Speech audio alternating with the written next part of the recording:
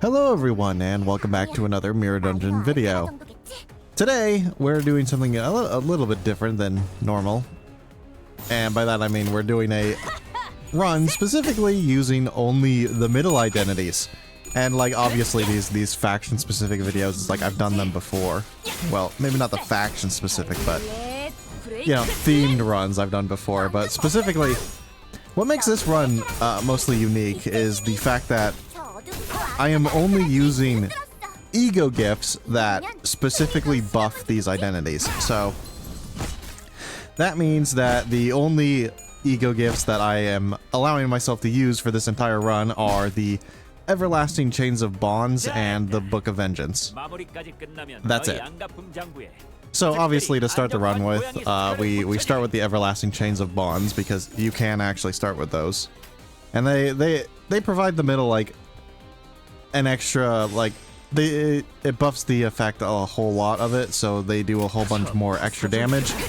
And it gives them like extra coin power if they're attacking an enemy with the Vengeance mark, which right now it's on Guido, so everyone is doing extra damage to him because they just get extra coin power when attacking him because of the Vengeance mark. It also gives the middle like extra speed, and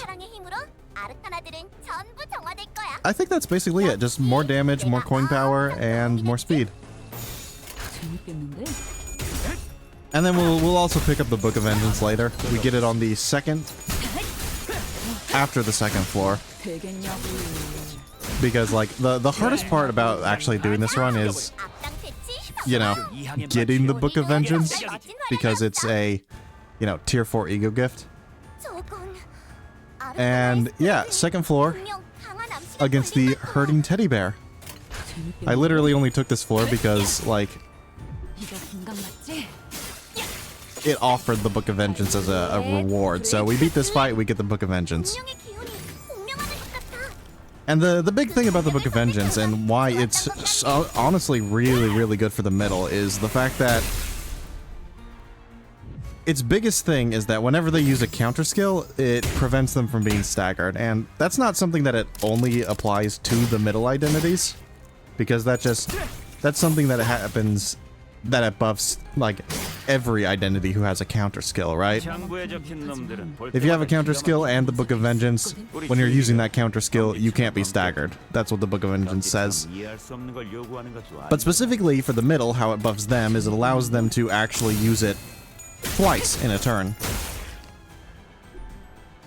It also gives them like a whole bunch of extra like buffs when using that. Like it makes their counter skills even stronger, but the biggest effect that it has is that it allows them to take advantage of the anti-stagger mechanic twice in a single turn.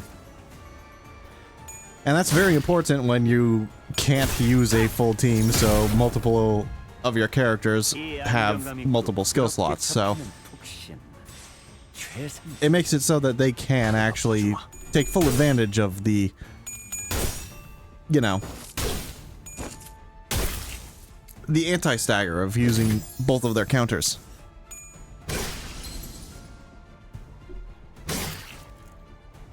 And yeah, unfortunately, we don't have it yet, so if we did have it and so there wouldn't have been staggered, but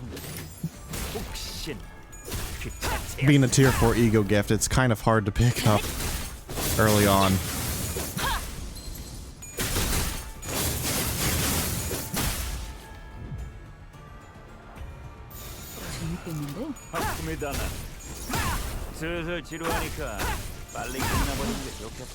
Honestly, the best part about using the middle is that it's very easy for Sinclair to actually stack up his unique status effect.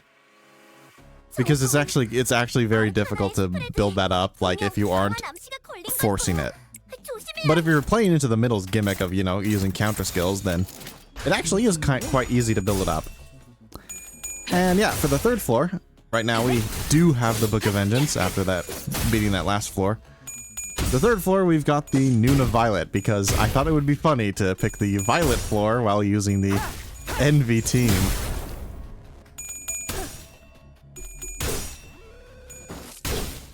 And it's like, in this fight specifically, it does showcase one thing that does actually make the middle quite good, or I should say the whole counter dynamic of the middle.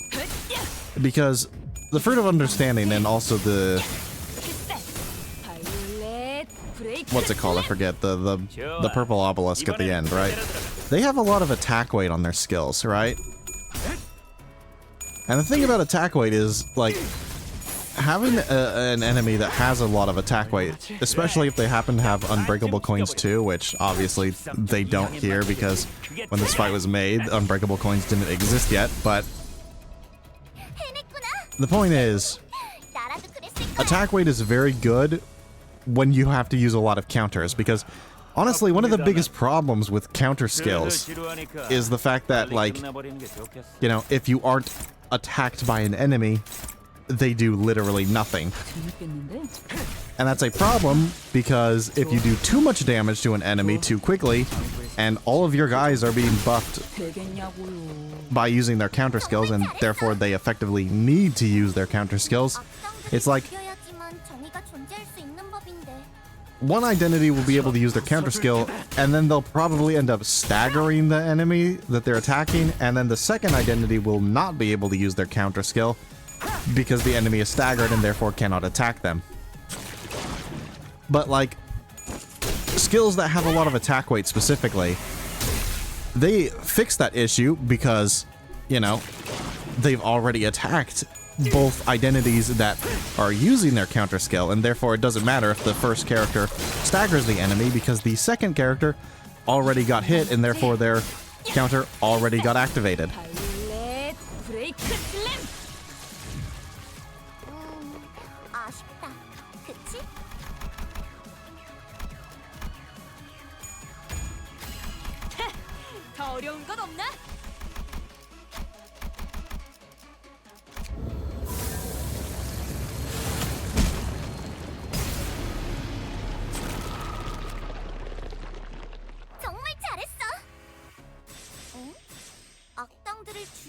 So right here is like the perfect example of what I'm talking about against the obelisk. Because yeah, I specifically avoid clashing with it to be able to activate the counter skills. And it's like, it is a little bit awkward to deal with it because the obelisk does have sanity reduction on hit, but it's not that bad, honestly. Like, it's only 3 per hit, but it's like, yeah. As you can see, one attack triggers 3 whole counter skills. Very, very efficient use of counters, in my opinion.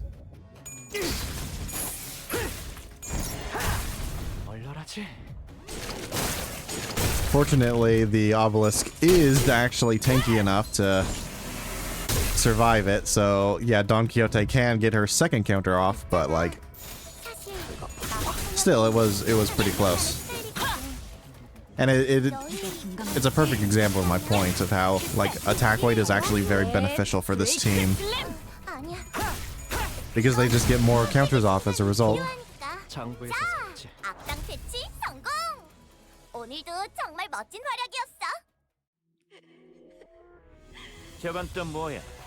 And for floor 4, of course, we've got the Knight of Despair. A fight that is honestly kind of tricky, if I'm being honest. And it's like, it doubles down on the whole, like, you know,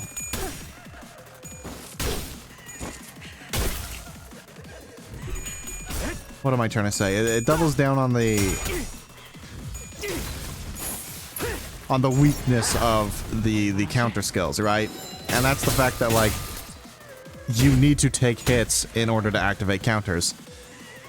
And that's very bad when 2 of your strongest identities that you're using are both fatal to pierce damage. Also, hi Queenie.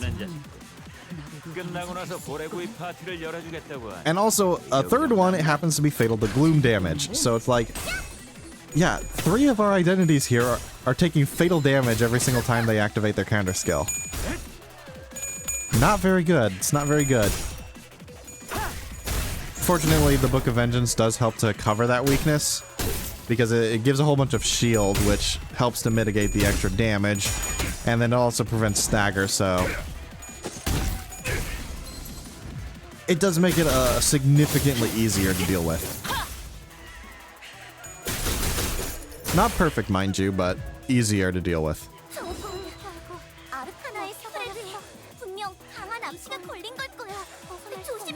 It becomes especially obvious here too, like another big weakness of the counter skills is the fact that, like,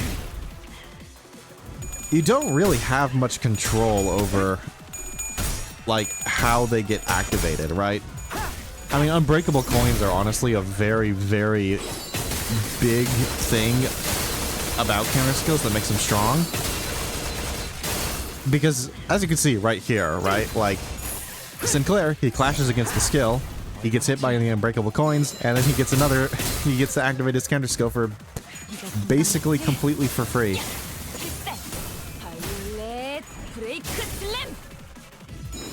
The only downside is, of course, the Knight of Despair only has one skill that has unbreakable coins, so only one identity can actually take advantage of it at a time, but it is a very nice thing to have. I'll say that much.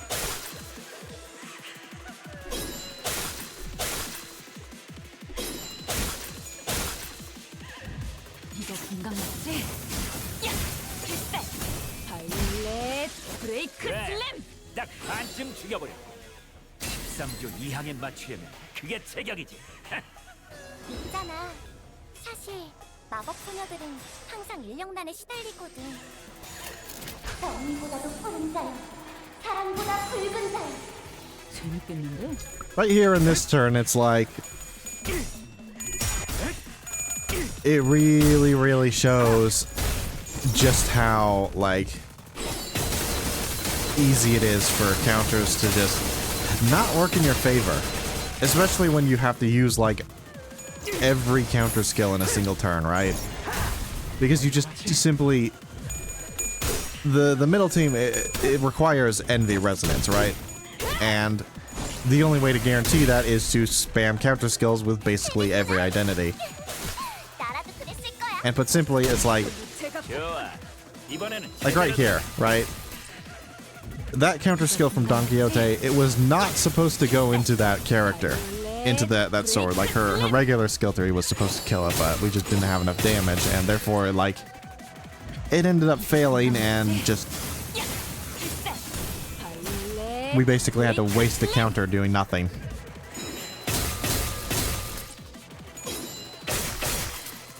And that really does go to show that how very quickly just your plans can fall apart by just, like, tiny little mistakes here and there, right?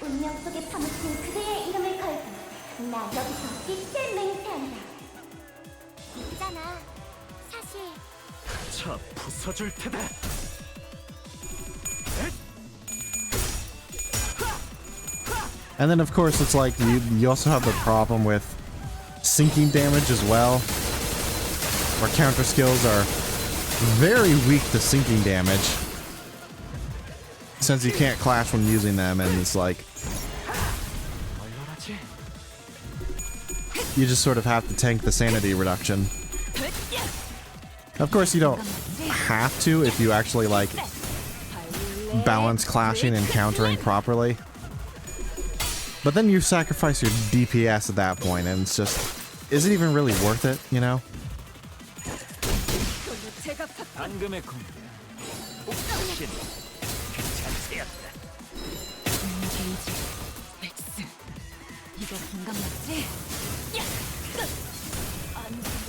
Like, technically speaking, right here, even though Ishmael literally rolled tails on every single coin, I still believe that counter did more damage than if we used, like, for example, her skill 3 and won a clash, right?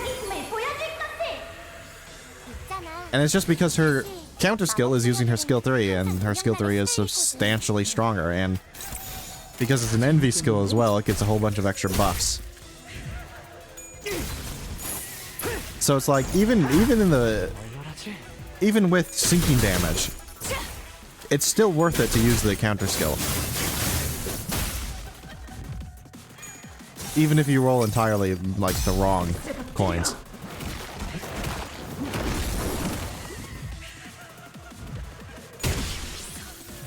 Also, that counter from Marcel is entirely unnecessary.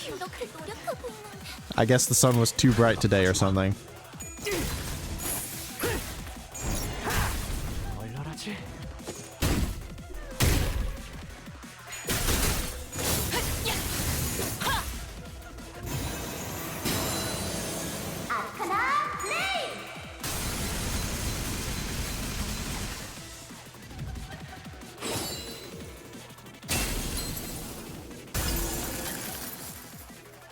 당신 그래도 자, 최대한 배치 성공!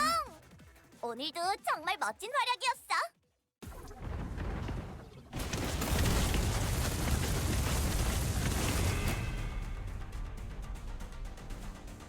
And of course we have the final floor against the sweepers. Obviously we're taking this one because it's like, it's the middle floor. At least until, you know, the Kanto 9 dungeon comes out, and then we get the actual middle fights. Against Kira, probably. But anyways, it's like, the sweepers have a very similar problem to, you know, the Night of Despair. And it's the fact that, like, again, 3 of our identities are taking fatal damage. Both Ishmael and Sinclair are fatal to pierce damage, and Don Quixote is fatal to wrath. So, it's certainly not an easy fight. This is not an easy fight at all. And it's like, the main difference between this fight and the Night of Despair is that instead of having like a bunch of sinking damage, they have a bunch of unbreakable coins. And as you can see, like right here, even though we win a clash, trash disposal is still trash disposal, and because it's doing fatal damage, it just instantly took off half of Ishmael's health. Like it's nothing.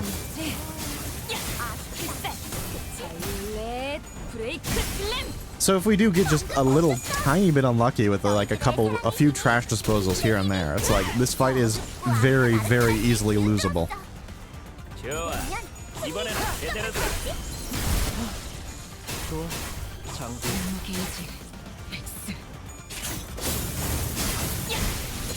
Fortunately, though, it's like the Book of Vengeance is a really, really good ego gift. Specifically because of its anti-stagger mechanics. Like without that anti-stagger, this fight would have been like 10 times harder. I'll say that much. Maybe even impossible. And it's like there is one other thing that the sweepers have that make them quite difficult for the middle specifically. And it's the fact that, like, for their Wrath attack, not only does it do fatal damage, but it also inflicts paralysis, right? And most of the time, you know, current turn paralysis doesn't really do anything. But if you're using a counter skill, the counter skill always activates after you take damage, and therefore it always activates after the paralysis has been inflicted, and therefore the paralysis will always end up debuffing the counter skill no matter what.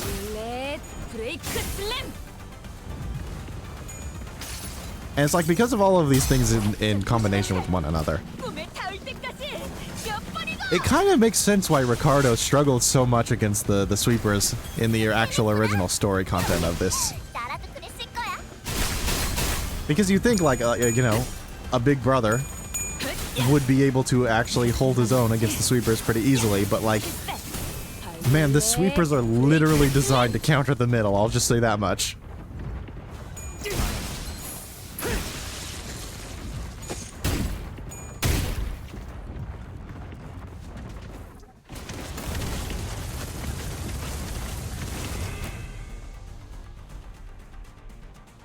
I mean, look at that. We didn't even manage to kill all of the sweepers in the first wave. We had to just wait it out. Because they were just, they're too much. They really are. And yeah, Don Quixote literally dies to a random missed 5%. Very cool. Honestly, I wasn't even sure if I wanted to use those egos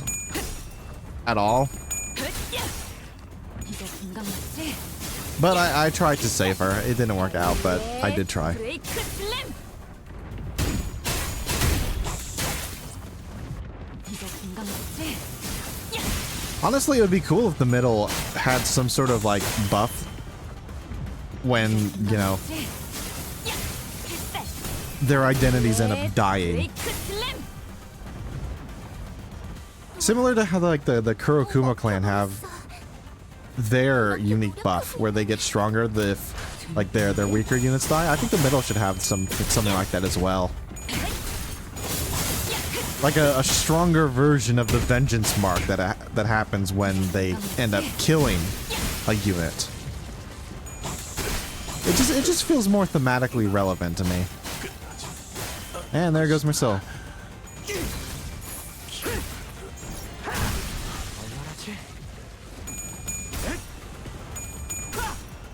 Honestly, it's funny because, like, after this point, we do substantially better now that both Don Quixote and Marcel are dead. Which it just goes to show the power disparity between these four identities, right? Like, Ishmael and Sinclair are 10 times stronger than Don Quixote and Marcel, and it's not even close. Granted, one of them is a 2-star identity, but, like, still. It becomes 100 times easier to beat this fight now that they're dead. 항상 이렇게 되어버리는 거야? 저 부숴줄 테다. I guess a few other things I can talk about is the fact that, like, 얼마나지? this does go to show that, like, you're probably better off using Marceau in the back, if I'm being completely honest. Like, yes, he is decent, right? He gives extra damage and sanity healing, and he even comes with, like, you know, a coin power reduction, which is a really good debuff, right? But, like, at the end of the day, he doesn't do a whole lot of damage. And in fact, like, because he also doesn't, like, have any sort of, like, buff to his counter skill specifically, that is the real main reason why he kind of struggles in his own team. Because he can't keep up, and he feels kind of like dead weight most of the time, honestly. Well, technically it's not dead weight, it's more like something that you could just sort of ignore, leave on the sidelines, you know? Like, he does do good stuff. It's just what he does is not really relevant most of the time, you know?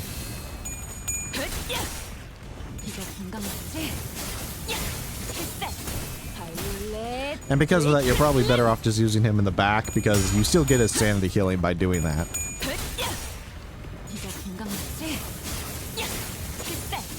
And it's like, honestly, that's all you really need.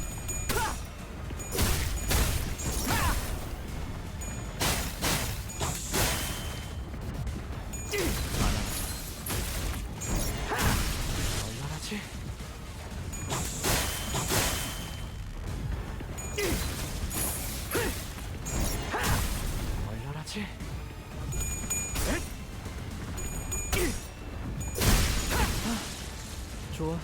장부에서 샀지. 있잖아.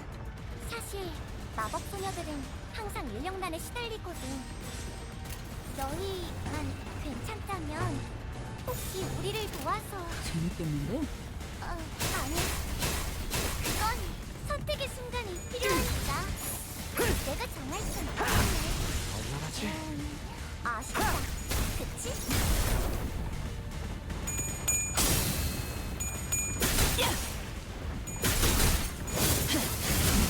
몰라 열받도. 이러면 아무것도 못하죠. 바이올렛 브레이크 슬램.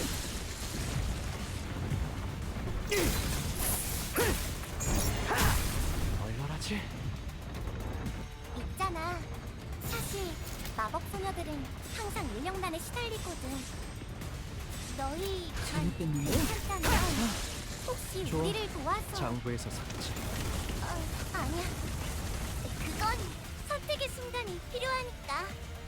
내가 자, 악당 패치 성공! 오늘도 정말 멋진 활약이었어. 저기 해결사님들 너무 억울한 표정 짓지 마시죠.